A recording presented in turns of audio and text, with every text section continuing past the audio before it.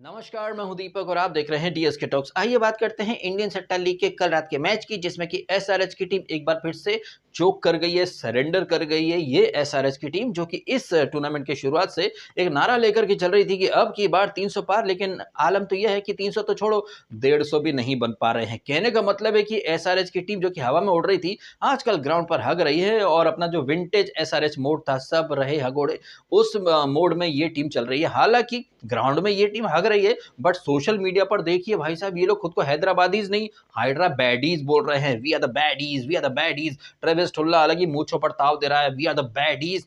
अब ये जो सो कॉल्ड बैडीज हैं, सोशल मीडिया पर धूम मचा रहे हैं। इन बैडीज को कहां पता था कि कल रात के मैच में इनके सामने इनके डैडी आने वाले हैं। आपने केजीएफ पिक्चर तो देखी होगी ना, क्या डायलॉग है ना कि if you think you are bad, I am your dad. और ये जो बैडीज के जो डैडी है, यानी कि डीएसपी सिराज, कल कैसे मतलब जबरदस्त तरीके से वो ऑन ड्यूटी आए और जितने भी बैडीज हैं उन्हें अरेस्ट करके जेल में डाल दिया। ये जितने भी बैडीज थे, ये इससे पहले कि तांडव मचा पाए, उपद्रव मचा पाए, डीएसपी सिराज जो है कानून का डंडा लेकर के आते हैं और पहले ही ओवर से इन्हें अपनी उंगलियों पर नचाना शुरू कर देते हैं। मैच जब शुरू होता है, पहला ओवर डालने आते हैं डीएसपी सिराज। वो न सिर्फ बॉल डाल रहा था, बल्कि एक स्टेटमेंट भी दे रहा था बीसीसीआई को, टीम इंडिया को, कि अगर वर्ल्ड कप 2023 के फाइनल में मोहम्मद सिराज को अगर ओपनिंग स्पेल दिया होता तो वो ट्रेविस हेड को आउट कर सकता था, क्योंकि ट्रेविस हेड के अगेंस्ट मोहम्मद सिराज, डीएसपी सिराज का जो मैचअप है, रिकॉर्ड है, काफी बढ़िया है। टेस्ट में 5 बार, वनडे में 2 बार आउट कर चुका है। और कल तो आपने देख ही लिया, ट्रेविस हेड जिसने कि पहले ओवर में चौका मारा था, हालांकि मारा नहीं था,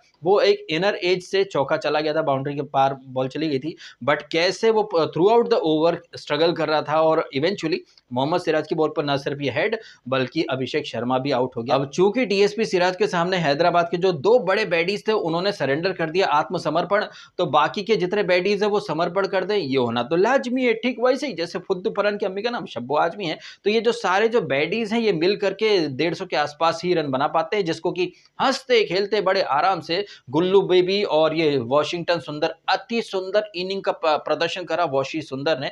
49 बनाए उसने, हालांकि 50 बनाता तो और अच्छा होता। बाद में रदरफोर्ड ने आकर के फोड़ फाड़ दिया और आराम से 17वें ओवर में जीटी ने ये मुकाबला जीत लिया। अब यहां पर ना एक बड़ी ही इंपॉर्टेंट वाली बात निकल करके आ रही मित्रों, और वो चीज है होम एडवांटेज की। आपने देखा थोड़े दिन पहले एलएसजी और पीबीकेएस का जो मैच था लखनऊ में, वहां पर पीबीकेएस आराम से चेस कर लेती है। तब जहीर खान ने कहा था, भाई ये जो पिच था, ये ऐसा लगा ही नहीं कि लखनऊ का पिच है, ये तो पंजाब का पिच ज्यादा लग रहा था। उसके पहले आपने देखा केकेआर इस सीजन का जो पहला मैच था आरसीबी से हार गई थी, तो केकेआर और ये जो कोलकाता का जो पिच क्यूरेटर है, उनके बीच की कंट्रोवर्सी बाहर आई, जहां पर केकेआर वाले चाहते थे कि पिच ऐसा बने जिस पर सुनील नारायण या वरुण चक्रवर्ती को ताबड़तोड़ स्पिन मिले, बट क्यूरेटर ने तो एकदम नॉर्मल सी फ्लैट वाली पिच बना करके रख दी। और इन सारी बातों के ऊपर आप हर सीजन में देखते हैं कि कैसे चेन्नई की टीम, चेपॉक का जो ग्राउंड है चेन्नई का, वहां पर अपने जो प्लेयर्स हैं उनके अकॉर्डिंग पिच बनवाते हैं। कहने का मतलब है कि हर जो फ्रेंचाइज है वो होम एडवांटेज को इनकैश करना चाहती है। तो क्या ये चीज एसआरएच का जो मैनेजमेंट है वो नहीं जानता? उन्हें पता है कि इनके जो प्लेयर्स हैं, ये जो बैडीज हैं सो कॉल्ड,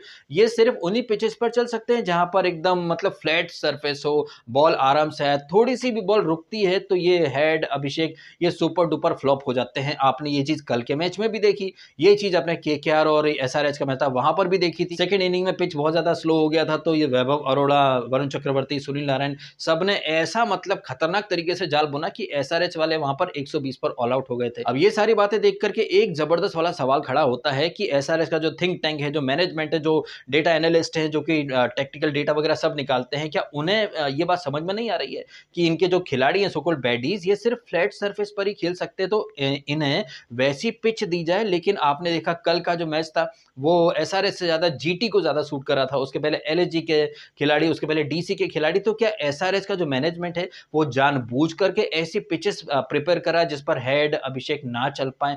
हो सकता है भाई जानबूझ करके हो रहा हो ऐसा, बिकॉज एसआरएच के ऊपर बहुत सारे लोग दाव खेलते हैं, तो कल भी बहुत सारे लोगों ने एसआरएच के ऊपर दाव खेला होगा। हालांकि कल रात का मुकाबला शुरू हो उसके तकरीबन आधे घंटे पहले ही मैंने कम्युनिटी पोस्ट और एक ट्वीट के माध्यम से जनहित में सबको अलर्ट और अवेयर कर दिया था कि आज एसआरएच जो है वो हारने के लिए खेलने वाली है। और ये चीज जो है, इसका इंडिकेशन पिच रिपोर्ट से ही लग गया था, क्योंकि पिच काफी स्लो था और ऐसे पिचेस पर ये हेड वगैरह तो खेल नहीं पाते हैं। और हेड वगैरह का बोरिया बिस्तर जिस तरह से डीएसपी सिराज ने बांध करके रख दिया है भाई, काबिले तारीफ है। और साथ ही साथ बीसीसीआई को स्टेटमेंट भी दे दिया कि भैया तुमने चैंपियंस ट्रॉफी में मेरे को नहीं लिया, उसके के पहले तुमने मेरे को निकाल दिया, वर्ल्ड कप फाइनल 2023 में मुझसे ओवर्स नहीं करवाए। खैर ये तो हो गई हिस्ट्री यानी पास्ट की बात है। अब आ जाते हैं प्रेजेंट यानी वर्तमान के ऊपर। तो वर्तमान के हाल क्या है? वर्तमान में एसआरएच भाई पॉइंट्स टेबल में नीचे से टॉप पर बैठी है, नंबर 10 पर बैठी है। 5 मैच खेले हैं, 1 जीत और 4 हार। इनके ऊपर है 2 जबरदस्त सक्सेसफुल टीम है, एमआई और सीएसके। सीएसके भी अपना पिछला मुकाबला बुरी तरह से हार करके आई है।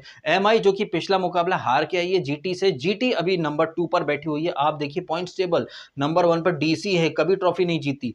फिर ये जीटी है, एक बार जीती है। फिर भाई साहब आरसीबी और पीबीकेएस, यानी कि टॉप 4 में 3 टीमें ऐसी हैं जो कभी भी ट्रॉफी नहीं जीती हैं। हालांकि जीटी जो कि एक ट्रॉफी जीत चुकी है, हालांकि ये वही जीटी की टीम है जो कि इस सीजन में अपना पहला मैच पंजाब से हार गई थी, बट उस हार के बाद इस टीम ने काफी सबक सीखे हैं और जीत का रास्ता ऐसा पकड़ा कि भाई साहब नंबर 2 पर आकर बैठ चुकी है। पिछले मैच में जीटी ने पेला था मुंबई इंडियंस को। आज वही मुंबई इंडियंस जो है वो आरसीबी से भिड़ने वाली है अपने होम ग्राउंड वानखेड़े में। पिछला मैच मुंबई के लिए बहुत खराब गया था, जिसमें तिलक वर्मा को रिटायर्ड आउट होना पड़ा था।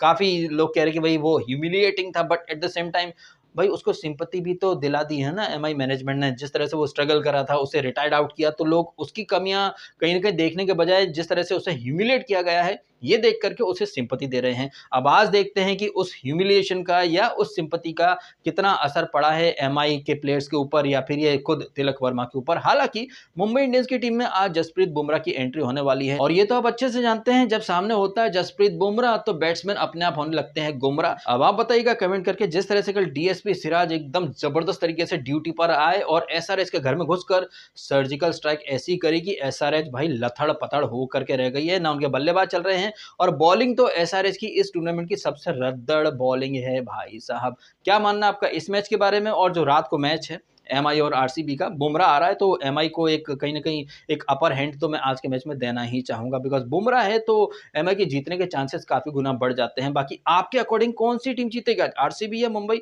आप भी कमेंट करके अवश्य बताइएगा। फिलहाल आपने समय निकाला, वीडियो देखा, आपका बहुत बहुत धन्यवाद। Thank you so much.